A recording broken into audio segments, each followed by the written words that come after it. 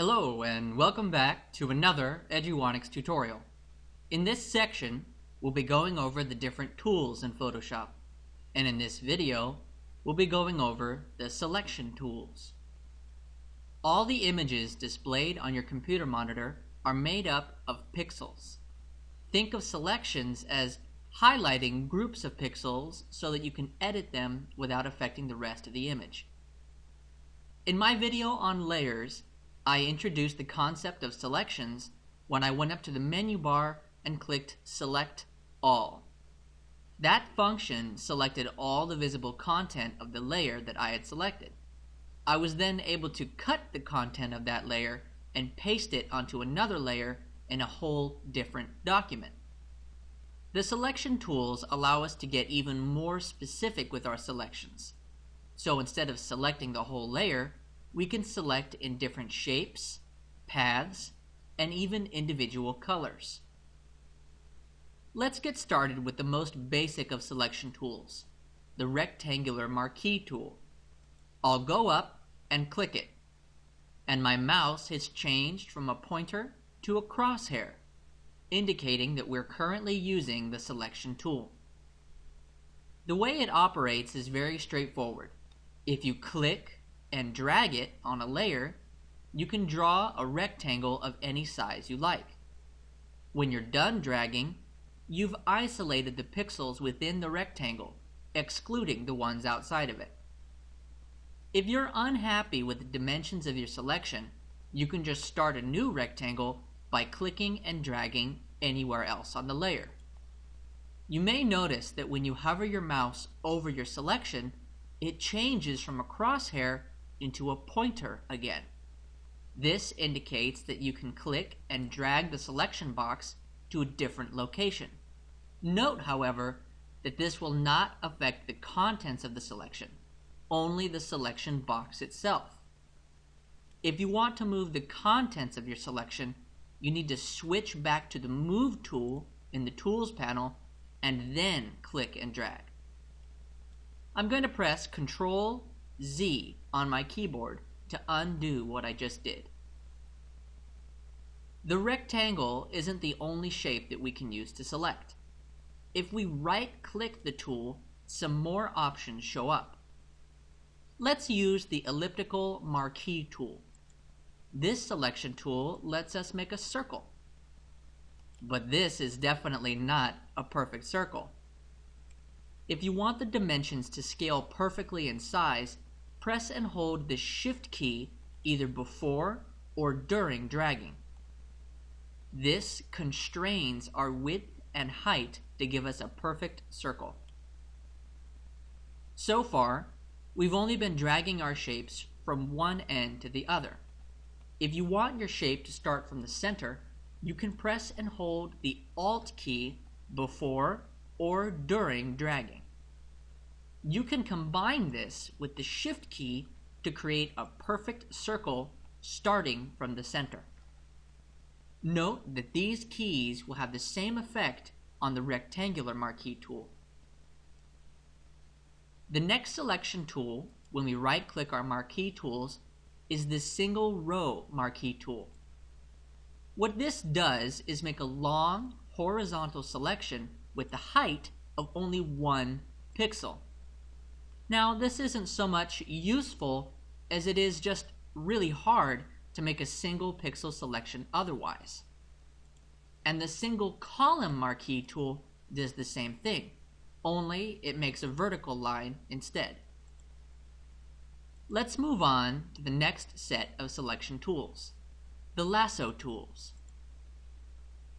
The first lasso tool lets us draw a specific path around what we want to select. For instance, I could draw a path around this girl's head. Now, when making selections, it's important to know that they need to be a closed path in order to work. So, if I start to make a circle, but I stop short, Photoshop automatically closes my path with a straight line. Let's say that I want to add to this selection to fill her whole head instead of starting a new selection. All I would have to do is press and hold the Shift key before I click and drag. You'll notice that a plus icon has appeared next to my lasso, and I can add to my existing selection. We could even use this to add to our selection in a totally different area. Like if I wanted to select the woman's head as well, I can once again just press and hold Shift before I start dragging. But what if I want to take away from my current selection? That's easy. All I would have to do is press and hold the Alt key this time, and you'll see that a minus icon appears right below my cursor. And I can click and drag to make a path of what I'd like removed. When selecting things in Photoshop, Shift and Alt are almost universal for adding or subtracting from selections. This brings us to the next lasso tool, the polygonal lasso tool. This one works like the normal lasso tool, only this one uses straight lines and points to make selections. To illustrate, I'm going to go up and switch to my cityscape image. I'd like to make a selection around this building in the middle here. I'll just click and release to create the starting point of my path. Then I'll click each edge of the building to set new points as I work my way around back to my starting point. As I get close, a circle icon appears next to my cursor. Then I'll just click to complete my selection path. What if I want to select everything but this building? Well, I could start a whole new selection and painstakingly select everything around the building, or I could just inverse the selection by going up to Select, Inverse. Now a bounding box has appeared around the edges of my image, showing us that we're currently selecting everything outside the building.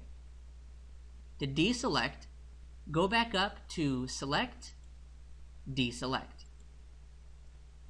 Now let's use the magnetic lasso tool. This one's pretty interesting. It basically lets us make a very rough selection, and it will automatically adjust the selection as we drag. It's like a smart lasso that sort of fills in the blanks as we go. Like all the selection tools, it has options in this above panel, allowing us to customize the way it operates. To deselect again, even quicker this time, we can press Ctrl-D on our keyboard. Our next selection tools are very cool. They're designed to make the selection process much faster, almost like the magnetic lasso tool. Let's go to the Quick Selection tool.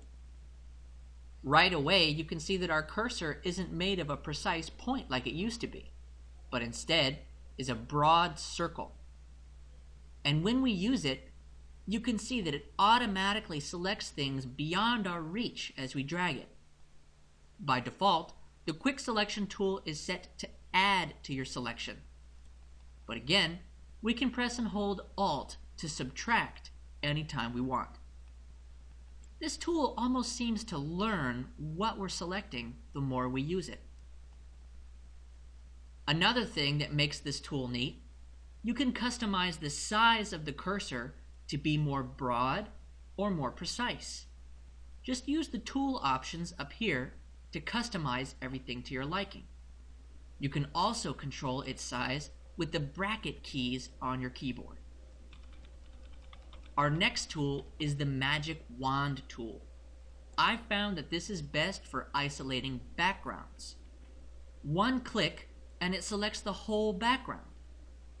The settings for this tool play a big part in how it operates. The way the Magic Wand works is by selecting the color you initially click in addition to a number of similar colors closest to it.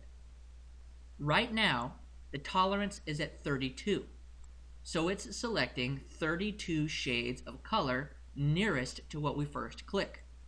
So the higher the tolerance, the more it selects. There's another important option here marked contiguous. And when we uncheck this, it will select every instance of the color you first pick, wherever it lies on the image. So, for example, if we click this yellow window here with contiguous checked, it will only select that window. But watch what happens when we uncheck contiguous and click that window again.